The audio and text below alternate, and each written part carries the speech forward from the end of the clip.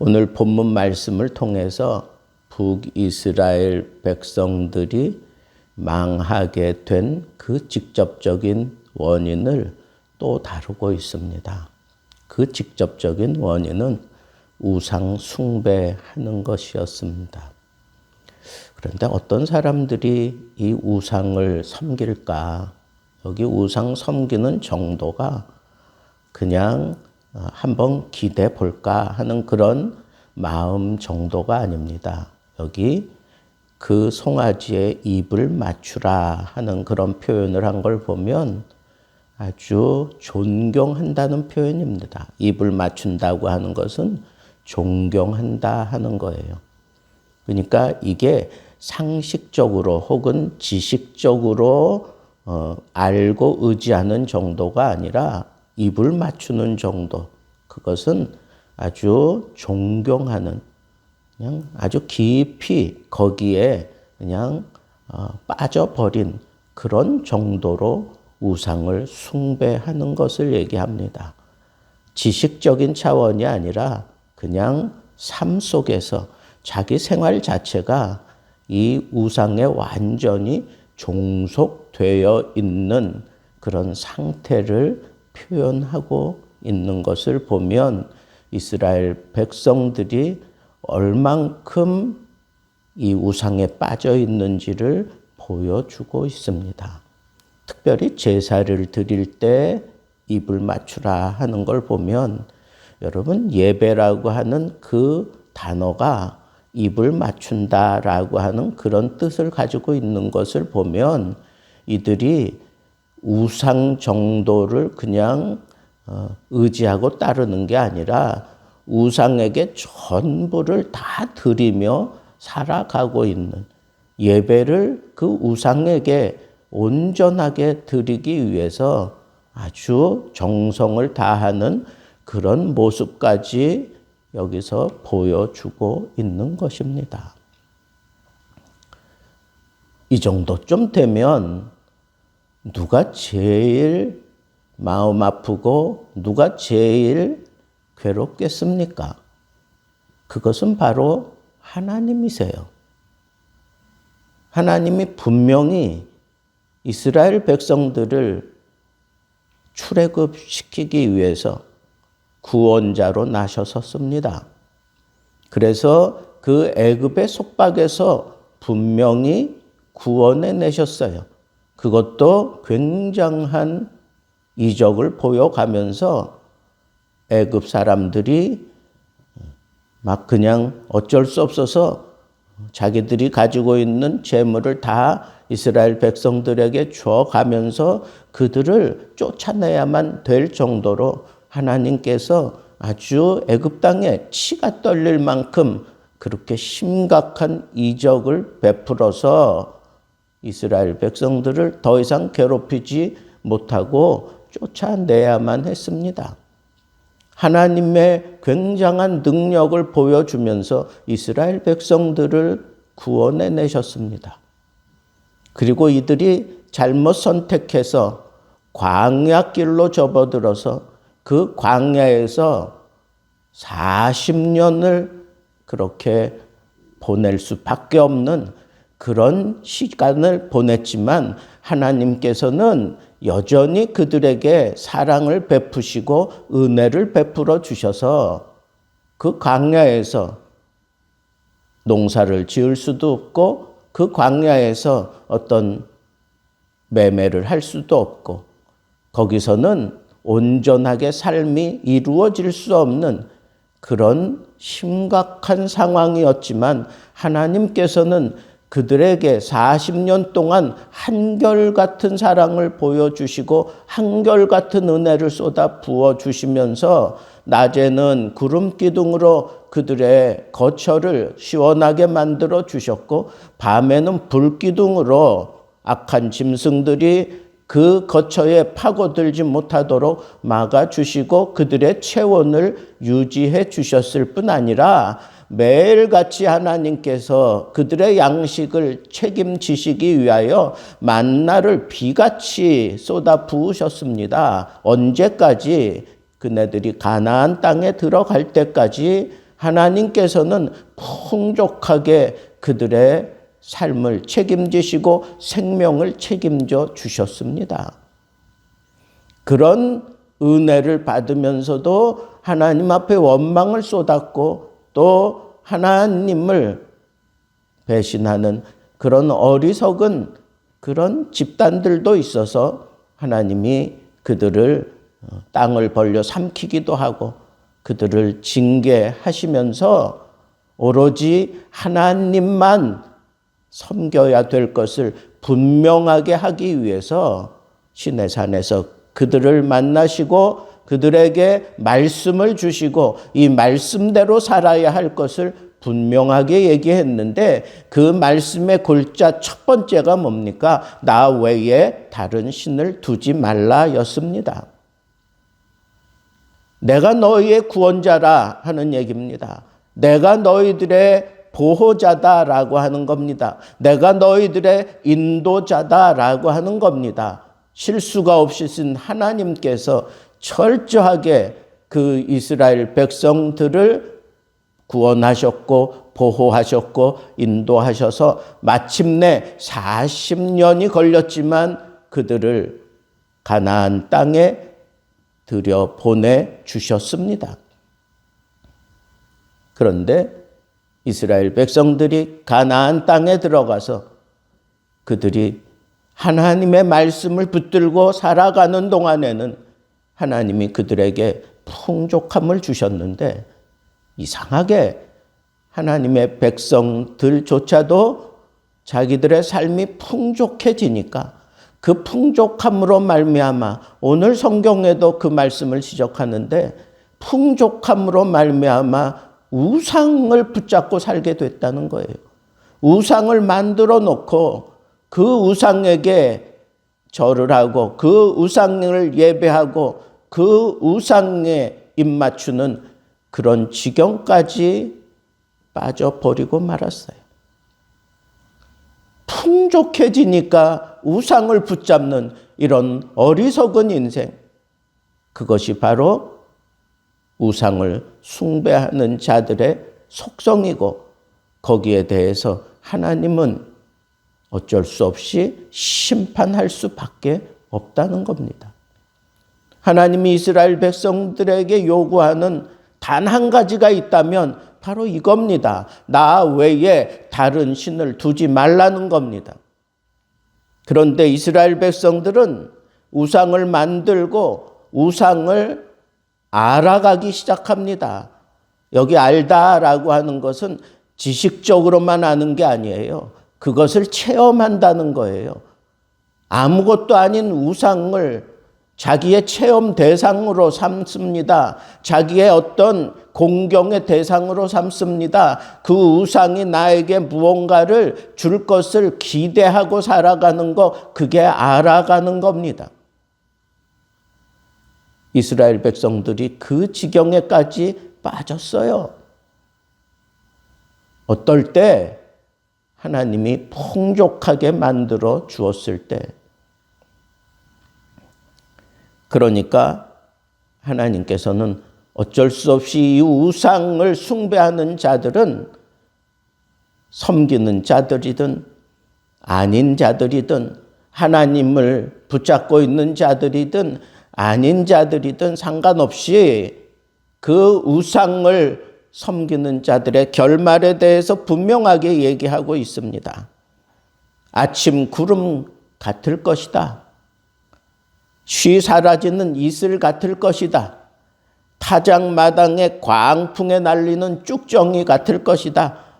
굴뚝에서 나가는 연기 같을 것이다. 이건 쉬 사라지는, 순간적으로 순식간에 사라지고 마는 것을 표현하는 그런 표현입니다. 우상을 숭배하는 자들, 그들이 엄청나게 많은 것들을 가지고 있을지라도 다 사라지고 만다는 거예요. 북이스라엘을 대표하는 지파가 에브라임 지파인데 이 에브라임은 상당히 권위가 있었던 그런 지파입니다. 에브라임이 말을 하면 사람들이 떨었다 그랬습니다. 말을 하면 떨었다 하는 얘기는 권위적이다 못해 아주 억압적일 정도로 사람들에게 인정받고 그들을 이끌어가는 그런 위치에 있었던 사람들인 것을 얘기하는 겁니다. 말 한마디에 그 사람의 형편이 오르락 내리락 할 수 있을 정도로 굉장한 지도력을 가지고 있었던 이 에브라임, 능력이 상당했었던 그 에브라임, 그것을 잘못 썼어요. 그 능력을 잘못 썼습니다. 지도자로서 그가 그 많은 사람들에게 굉장한 영향력을 끼치는 사람이었습니다. 그런 지파였습니다. 그런데 그 능력을 잘못 썼어요. 어디에 썼다는 거예요? 우상을 숭배하는 데 썼다는 거예요. 그래서 에브라임은 자기의 능력 때문에 스스로 자기가 높아지는 교만한 모습에 빠지더니 바알을 섬김으로 그랬어요. 바알로 말미암아 범죄했다 그랬습니다. 그런데 더 큰 문제는 뭡니까? 에브라임이 그런 모습을 추구하며 나아가면서 나름대로 잘 나가는 것처럼 굉장한 그런 영향력을 행사하는 것처럼 그렇게 비춰지니까 다른 지파들 모두가 다 에브라임처럼 바알로 말미암아 망하는 그 길을 가더라 그런 얘기예요. 그래서 온 북이스라엘이 우상으로 뒤덮여지고 그리고 쉬 사라져야 되는 그런 운명에 처하게 되었다는 겁니다. 보세요. 에브라임은 한 지파지만 다른 9지파 모두가 다 에브라임을 그대로 존경하고 숭상하고 인정하고 따라가면서 더욱 범죄하게 만들었어요. 에브라임이 저지르는 것보다 더 많은 범죄를 다른 지파 모든 백성들이 지금 우상의 영향력에 완전히 초토화되어 가고 있는 표현이 뭐예요? 더욱 범죄했다는 거예요.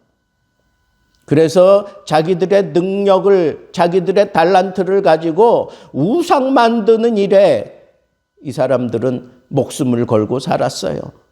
그리고 우상을 만들어 놓고 그 우상에게 입을 맞춰라. 이 우상을 섬겨라. 그러면 너희들의 삶이 평안해질 것이다. 너희들이 굉장한 승리를 얻을 것이다. 이렇게 완전히 다른 지파들까지 더욱 범죄하게 만드는 죄를 저지른 게 바로 우상을 섬기며 영향력을 끼치는 사람들의 잘못임을 여기에 분명하게 얘기하고 있습니다. 자기만이 아니라 자기를 숭상하는, 자기를 따르는 많은 사람들까지 죄짓게 만드는 게 이게 유대인들의 특성인 것 같아요. 로마서에도 분명히 이 유대인들의 잘못, 죄를 분명하게 지적한 것이 바로 그거 아니에요. 자기 한 사람이 아니라 다른 사람들까지 죄를 짓게 만드는, 이게 어떻게 하나님의 백성의 은혜를 받은 모습이고 하나님께 여전한 사랑을 받는 그런 모습이냐 말이에요. 왜 이렇게 파렴치한 그런 모습으로 전락될 수밖에 없을까요? 그게 우상의 힘이라는 거예요. 우상을 섬기면 이런 지경까지 떨어지게 된다고 하는 것을 우리에게 분명하게 보여주고자 하는 말씀이 바로 오늘 본문의 말씀입니다. 그냥 재미로, 그냥 잠깐 기대는 그런 심정으로 우상에게 접근했다가 완전히 그냥 그 삶 전체가 우상으로 물들어 버리게 만드는 것이 우상의 힘이에요. 그 우상은 아예 마음속에 두지도 말아야 합니다. 여기 이스라엘 백성들처럼 알아가려고도 하지 말아야 됩니다. 우상에게 내가 물들었다 생각하면 이 결과를 보고 빨리 돌아서야 돼요. 오늘 말씀이 왜 우리에게 주어진 걸까요? 돌아오라고 하는 거예요.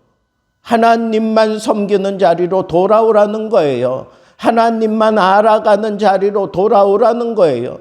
내 주 예수 그리스도를 아는 그 지식이 이 세상에서 가장 고상하다라고 생각하며 하나님의 말씀을 붙들고 하나님 말씀대로 눈물을 흘리며 그렇게 살아보려고 발부동치던 그 자리로 돌아오라는 거예요.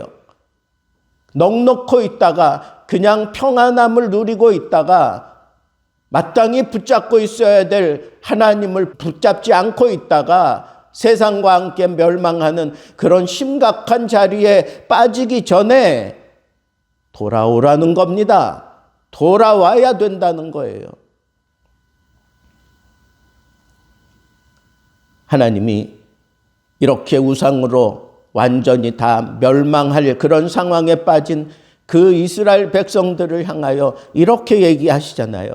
그러나 너희들이 그렇게 우상을 섬기고 우상으로 완전히 초토화되어가는 너희들의 모습일지라도 그러나 나는 내 하나님 여호와라. 달리 표현하면 나는 너의 하나님 여호와이기 때문에 내가 너희들을 다시 불러드리기 원한다. 다시 내가 너희들을 부른다라고 하는 그런 표현을 하면서 애굽 땅의 구원자가 누구냐? 광야에서 너희들의 보호자가 누구냐? 너희들을 배불리 먹이고 너희들을 안전한 그러한 지대에 세운 하나님이 누구냐? 바로 나 아니냐? 그러니 나 외에 다른 신을 두지 말아라. 힘들고 어려울 때 나를 찾았듯이 더더욱 풍족하고 더더욱 삶이 평안할 때 스스로 교만해지지 말고 나를 찾으라는 거예요. 하나님을 붙들라는 거예요. 풍족해지니까 하나님을 잊어버리는 그런 어리석은 모습으로 살지 말고 그러면서 우상을 붙들고 사는 그런 파렴치한이 되지 말고 더욱 나를 존귀히 여기고 더욱 나만을 알아가고 나만을 사랑하라고 하는 것이 오늘 말씀의 결론입니다. 그러지 않으면 하나님께서 사자같이 기다리는 표범같이 순식간에 그들을 처단해버리고 마시겠다. 갑작스럽게 멸망이 찾아오게 만들겠다는 겁니다. 부를 때에 돌아와야 합니다. 하나님이 기다리는 그 품속으로 우리는 뛰어들어야 합니다. 이 시대가 우상에 완전히 초토화되어 있는 그런 시대인 것 같습니다. 이 세상을 바라보면서 우리는 하나님께로 돌아가야 합니다. 하나님만이 나의 구원자이십니다. 하나님만이 나의 보호자이십니다. 하나님만이 나의 생명이십니다. 라고 그렇게 고백하며 풍부하고 너무너무 편안한 삶, 거기에 빠져들지 말고 그럴 때일수록 더욱 경계하면서 하나님 알아가는 데 힘써야 합니다.